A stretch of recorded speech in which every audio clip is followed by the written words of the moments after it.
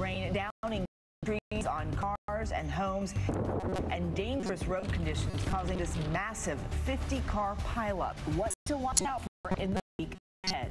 Deadly plane crash, a massive response when a engine Cessna slams into a home.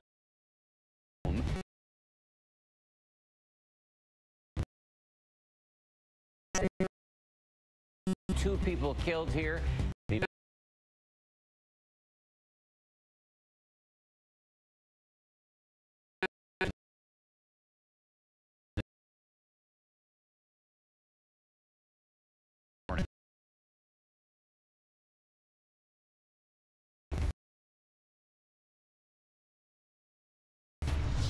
Armed to the teeth, a man arrested for allegedly threatening a Jewish center.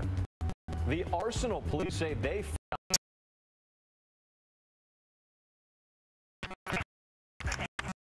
takedown on camera.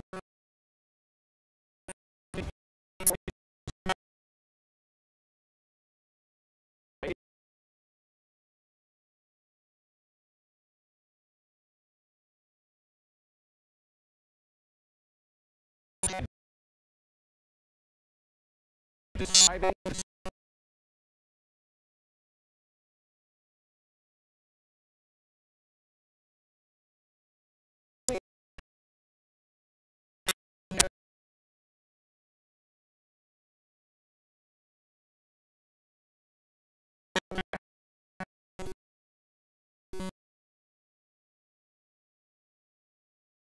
attack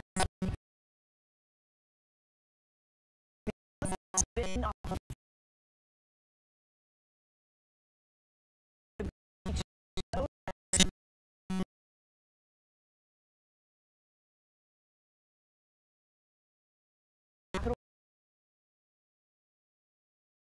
the world.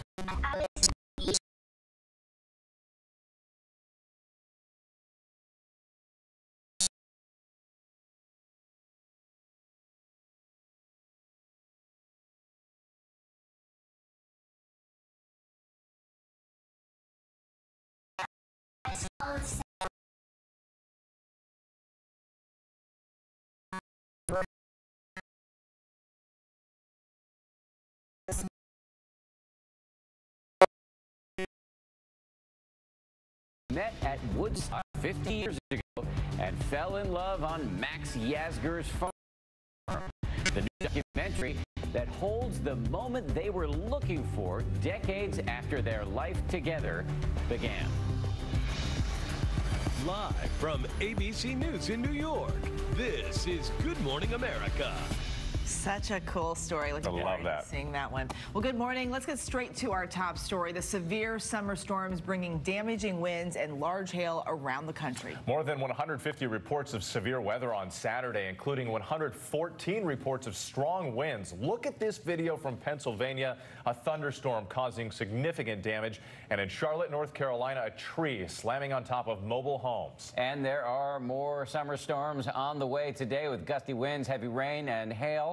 Possible from the Midwest to parts of the Northeast. Rob is, of course, right here tracking all of it. Rob, good morning to you. Good morning, Dan. This has been going on really.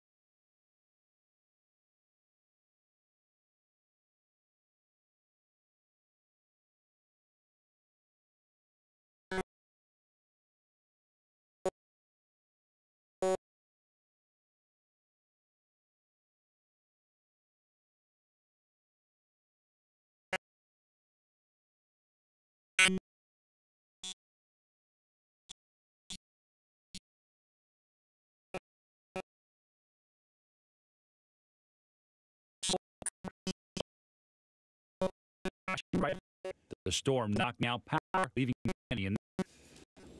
We typically do get summertime thunderstorms, but in August, the jet stream is typically weak. This August, it's been pretty active, and if not strong, and these have been holding together, as you're seeing through here. Matter of fact, the severe thunderstorm possibility is this line getting in through diminishes some as we get through the mid hours and be reinvigorated by some of the daytime heating. By the time we get towards Detroit later on tonight and through this evening, we could very well see some thunderstorms that turn severe. Strong winds, large hail, a brief tornado or two. But as you saw from that video, the damaging winds is going to be an issue. A lot of lightning with these two.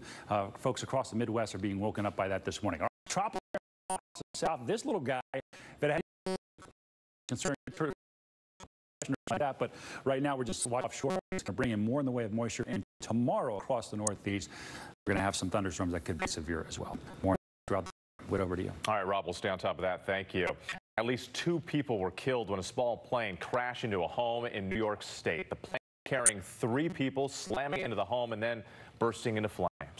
This morning, investigators searching through wreckage after a plane slammed into a home in upstate New York. I was in my house and I heard boom, boom. The impact killing the pilot and 1 person inside the home. A 2nd person inside remains missing this morning. A 3rd escaped. There was a woman in the house and she jumped out the window onto a ladder.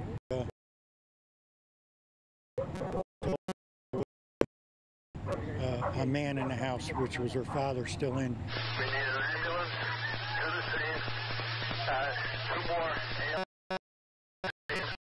and the helicopter. The crash near Poughkeepsie igniting a fire that brought out firefighters from neighboring towns. The back of the house where the plane hit was really engulfed. Investigators revealing the pilot reported engine trouble shortly after taking off from Republic Airport on Long Island, crashing just miles from its destination. The NTSB now investigating to find out exactly what's wrong. And the other 2 passengers after the crash suffered minor injuries. That's good to hear. In Massachusetts, after their boat capsized in the Merrimack River, which is about Boston. The 3 passengers the overturned boat. The coast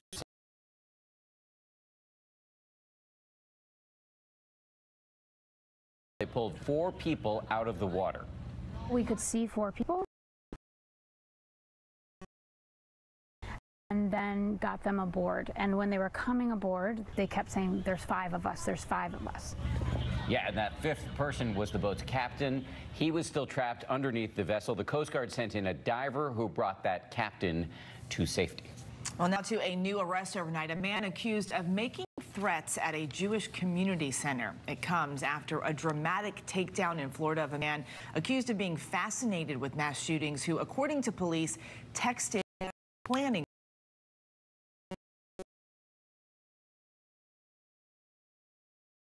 This morning, police say a man who identified as a white nationalist is in custody, accused of making threats aimed at a local Jewish community center. James Reardon Jr. of Ohio is under arrest. Officers raided his home this weekend, saying they seized dozens of rounds of ammo, several semi-automatic weapons, a gas mask, and bulletproof armor. We wanted to make sure that we did our part to make sure that this person was taken off the streets very quickly. As calling on the public to help stop potential copycats. This comes as dramatic video was released showing the moment police arrested the Florida man after he allegedly sent a series of text messages threatening a mass shooting. 25-year-old Tristan Wicks of Daytona Beach taken into custody on Friday. Authorities saying they were first tipped off by Wicks's ex-girlfriend after he sent detailed text messages. And in the last week, authorities reporting they thwarted at least 3 potential shooting attempts. In New York, a doctor was arrested after police found this arsenal of weapons they say he used to threaten his ex-wife's family. And at Central Connecticut State University, this man was arrested after allegedly posting online about interest in motivates mass shooters is power and control. They see somebody complete a shooting, whether they get killed or not, and in their mind, they can embolden themselves then to go commit a shooting. Police will keep extra security at that Jewish community center. Now Reardon is being held on $250,000 bond and will appear in court on Monday morning. Scary case, especially when you see it paired with all those other cases. Certainly is. Zachary, thank you. Appreciate it. In Texas, a community ripped apart by tragedy united as El Paso shows an incredible amount of support to a man who lost the love of his life. The last of the 22 victims of the massacre at the local Walmart laid to rest, hundreds coming out to help Antonio Bosco bury his wife of 22 years after he said he was all alone. Beautiful story. Meanwhile, violent street confrontations in Portland, Oregon. 13 people arrested, 6 injured when more than 1,000 right-wing demonstrators and counter-protesters descended upon the downtown area. Police say they were pelted with water bottles while making an arrest there. Officers also confiscated a number of weapons, including knives, shields, and stun guns. Well, breaking news in Hong Kong, where major protests are underway this morning. Despite the heavy rain, demonstrators clashing with riot police for an 11th straight weekend. ABC senior foreign correspondent Ian Pannell is on the ground there with the very latest. Good morning, Ian. Yeah, good morning, Eva. Incredible scenes today with hundreds of thousands of protesters flooding onto the streets of Hong Kong, defying police orders not to march and defying the weather. They've been streaming past this point for 5 hours and still they continue to come. Now, they have 5 key demands revolving around having more freedom and democracy, resisting what they see as Chinese control. The organisers called for a non-violent protest today, and so far that's what it's been like, although there are reports coming in now of riot police massing just down the road. If I can point out the building on the other side, that's actually the headquarters of the Chinese People's Liberation Army in Hong Kong. Beijing releasing a threatening propaganda video of its paramilitary police doing military-style drills just across the border. Beijing says it has confidence in the Hong Kong authorities to handle this crisis, with a direct warning that if it can't get a grip, then it will, quote, have enough solutions and enough power to put this to an end. But China also knows the world is watching what's happening, and if its forces cross over the border, that will be.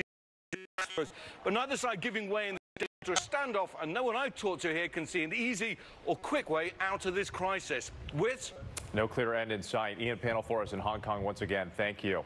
Now to the 2020 president.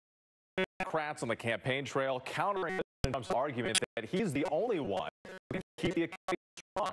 ABC's Rachel Scott is in New Jersey, where the president is spending the weekend with more. Rachel, good morning. Whit, good morning to you. The White House says the president has met with top advisors about the economy while here in New Jersey. But the 2020 Democratic candidates say they see warning signs. The Trump campaign says running on that issue, though, isn't a winning strategy. The president's Democratic rivals challenging him on a central part of his campaign message. The economy. The economy is in a very risky place right now. And every day that's by, Donald Trump makes it work. The economy. Just days ago, the market experienced its worst day of the year, with fears of a possible recession looming. 24 hours later, the president was still. The United States right now has the hottest economy anywhere in the world. You have no choice but to vote for me because your 401ks down the tubes. Trump campaign claims it's the Democrats who want to drive up the taxes for some to pay for their policy ideas. It's time for a wealth tax in America. Out on the trail, the Democrats not only pushing back against the president's message on the economy, but presenting a counter to his rhetoric as well. We have a president who is a racist. We will go to war against white nationalism and racism. The first thing that we need to do is get the white nationalist that is currently in the Oval Office out of the Oval Office. Former Congressman Beto O'Rourke back on the trail. The first time since a mass shooting hit his hometown of El Paso, with a new strategy. Visiting communities he believes have been stopping in Mississippi, where those sweeping immigration raids took place. This raid did not happen in a vacuum. There is an attack on immigrants, and specifically Hispanics in this country right now under this administration. Some campaigns are struggling to make the cut. Former Housing Secretary Julian Castro to help get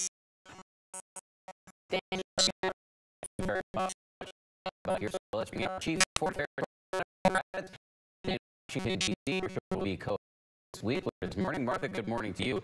As we heard in Rachel's story, fears of a recession really rise. Pages of today's papers. This is the New York Times. This is a Washington Post signs that consumer strength is waning. The President's economic advisors on your show this morning. How worried is the White House about economic?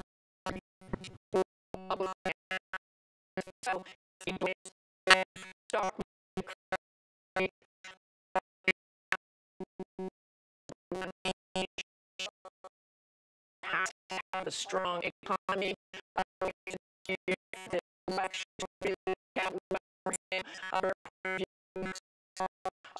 They want it to remain strong. There are strong indicators that is possible. A lot of people say if he has a weak economy, it will be very hard for him to win re-election. And a major driving these concerns for the launch of the economy and complicating matters even further. This relationship between the president and the situation in Hong Kong. There are more protests going on right now as we speak. So how do these protests play into our already tricky relationship with China with so much at stake here? Well, it is tricky. The president wants a trade deal with China, and he hasn't gotten one. Those tariffs have been in place since last year. He's putting new tariffs on. So he doesn't want to push the Chinese too hard on this, but America is always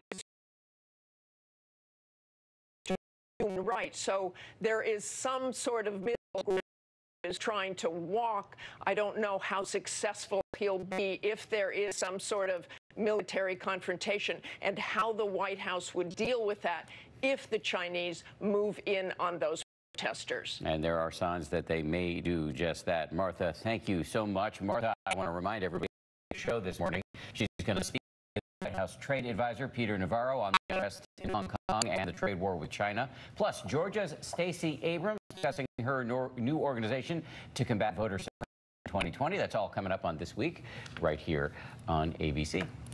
Well, overseas, an explosion ripped through a wedding in Kabul, Afghanistan, killing dozens of people and injuring nearly 200 more. And breaking this morning, this is now claiming responsibility. ABC's Julia McFarland is in London with details on that deadly bombing. Good morning, Julia. Good morning, Eva. Tragedy once again in the Afghan capital of Kabul. Invitations for this wedding ceremony said, "We celebrate with a world of hope and desire." A sentiment crushed last night as a suicide bomber killed at least 63 people at this wedding reception in Kabul. More than 180 people were injured. With so many casualties flooding the hospital, patients were treated in the hallways. Witnesses telling ABC News the event was attended by families and children.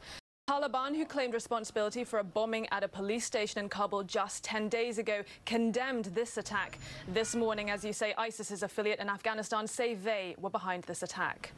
Now, Julia, this comes at the same time as the U.S. is holding peace talks with the Taliban. Where do things stand with that?